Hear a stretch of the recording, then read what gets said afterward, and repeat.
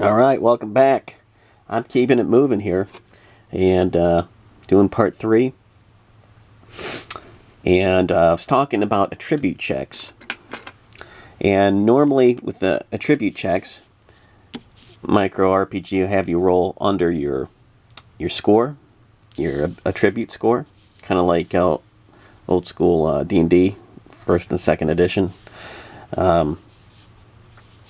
So let's say, okay, I got to lift something, a big heavy box full of ammunition, guns, what have you. And it's heavier than it would be, normally would be. I have a 4, let me see if I can roll under that. And I totally do it.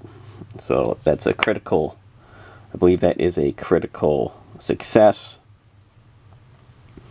So maybe that happens and something good happens from that. So another way to do it, let's see here. Let's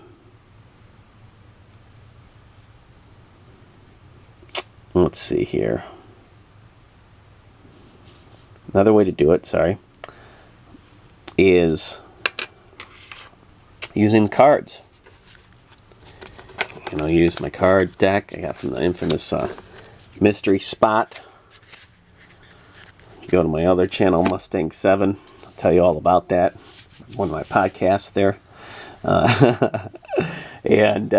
Yeah, so the GM will tell you, okay, you got to make that strength, you got to lift that box really heavy, more than usual. And so you just flip the, you keep 2 jokers in there, and all players use the same deck.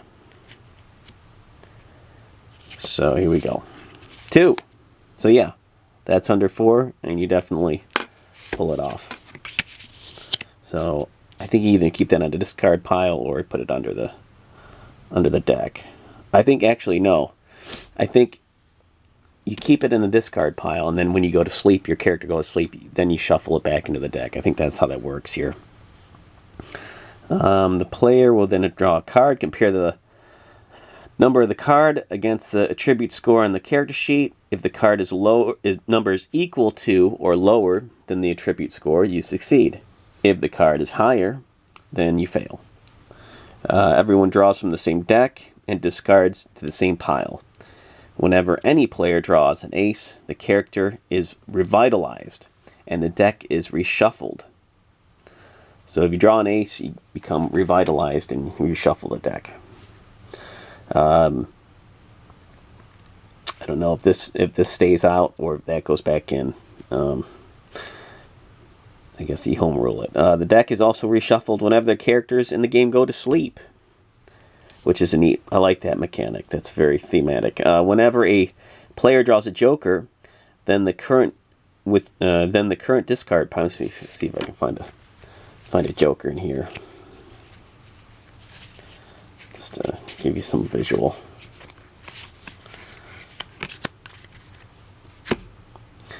So when a player draws a joker, then the current discard pile, including the joker, is set aside and not shuffled back in until the player characters rest for the night. Card draw attribute checks. Hard. This is the hard version. The final and most challenging method for attribute checks is almost identical to the medium version. The only difference is that whenever a joker is pulled from the deck, randomly select one of the ace cards from the deck and set it aside. Then, instead of setting the joker aside with the rest of the cards, mix it back into the main deck. So more weird, wonky things can happen with the jokers there on the hard setting. Overwhelming success and overwhelming failure. I like this part of it. This is pretty cool. There's always a chance of having an overwhelming result in the game, like that one. This means that the character did unbelievably well at a task or unbelievably terrible.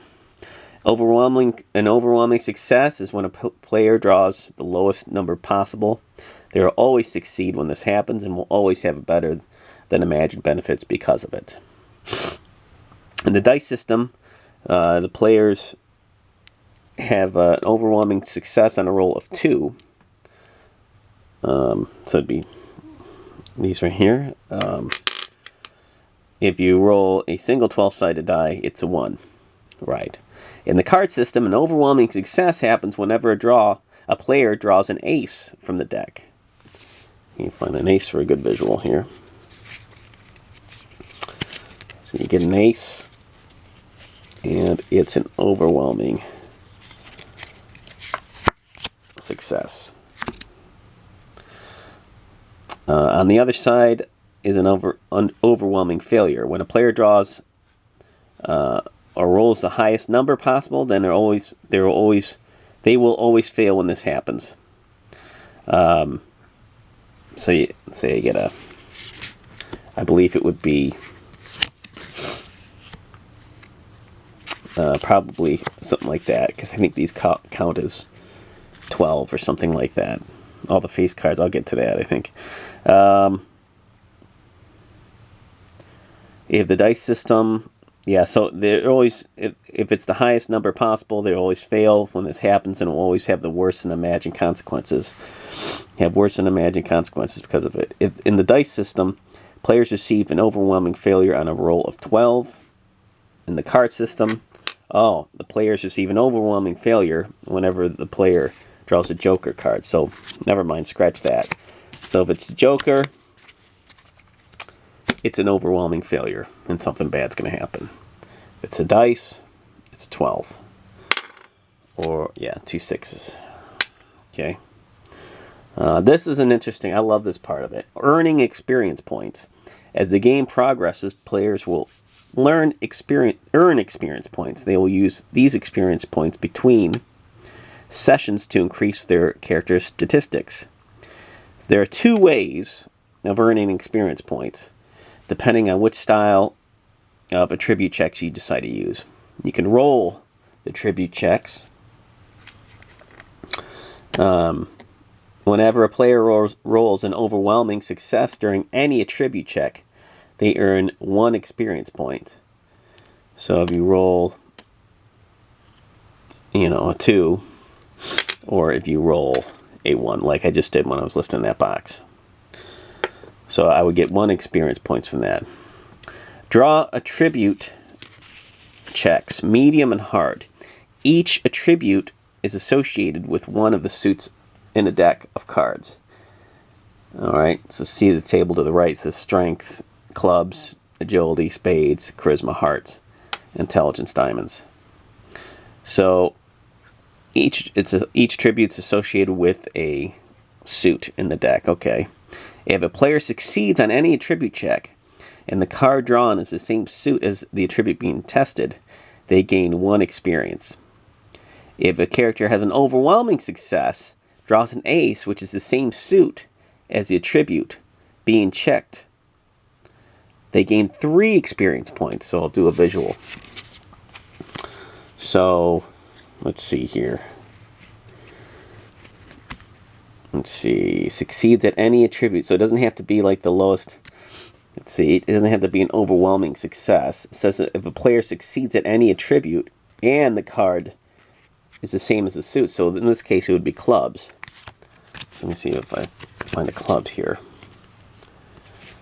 A low number, lower than 4, and that would be clubs.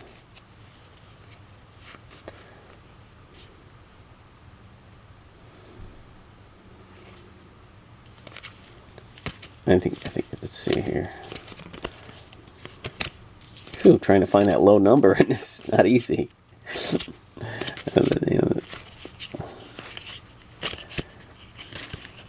Jeez, come on now. Maybe I'm short some cards in this deck. I don't know. Short a full deck. Here we go. So here we go. Strength is clubs, right?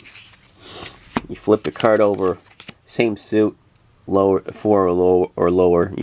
I succeed.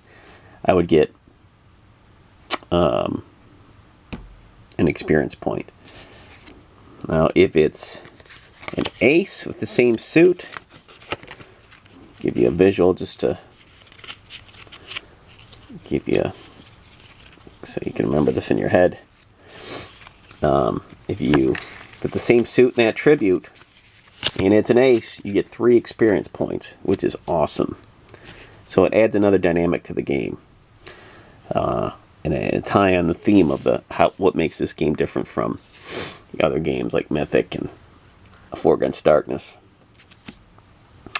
Spending experience points at the end of the game, when the characters in the game go to sleep, players may spend their experience points to increase their character's attribute score. So that's kind of like you're leveling up is when you go to sleep. That's great. To upgrade any attribute score, to add 1 point, it costs 10 experience points. For a faster method, drop the cost to upgrade an attribute to 5 experience points. Moments of chance. Sometimes during a game, it may seem like there are moments where no attribute check seems appropriate. In the current situation, this is called a moment of chance. When this happens, make a moment of chance rolling a 6-sided die. Much like flipping a coin, a moment of chance roll will help add some randomness and fun to the game. To make a moment of chance roll, assign one outcome to the lower number, 1 to 3, and a different outcome to the higher numbers, 4 to 6. Roll the dice and see what happens. So this is like a 50-50 chance. I usually do that kind of method when I solo roleplay or I solo board game for my opponent. 50-50. Also, you can always use the good Oracle dice I made. No and, yes and, no and yes. Optional home rule.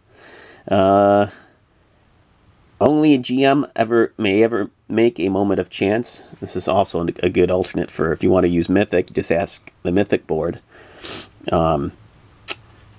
Multiple outcomes, up to 6 different outcomes, may be assigned to numbers during the moment of chance roll.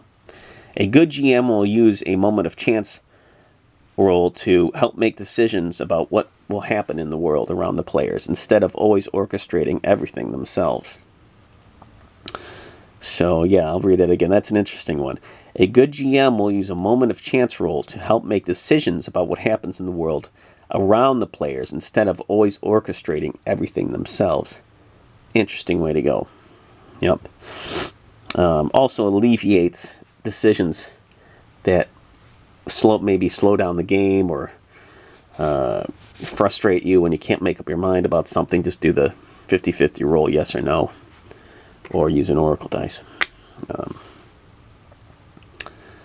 Up to 6 different outcomes may be assigned to numbers during a moment of chance roll. So up to 6 different outcomes. So yeah, I thought that's pretty neat. So when he says 6 different outcomes, each number might have benefits or minuses on a sliding scale of 1 to 6 that you can assign to them. So I'm going to wrap this one up. I'm running out of battery. I'm going to go into combat next. Thanks for watching. Thanks for being patient with this video, and keep solo questing.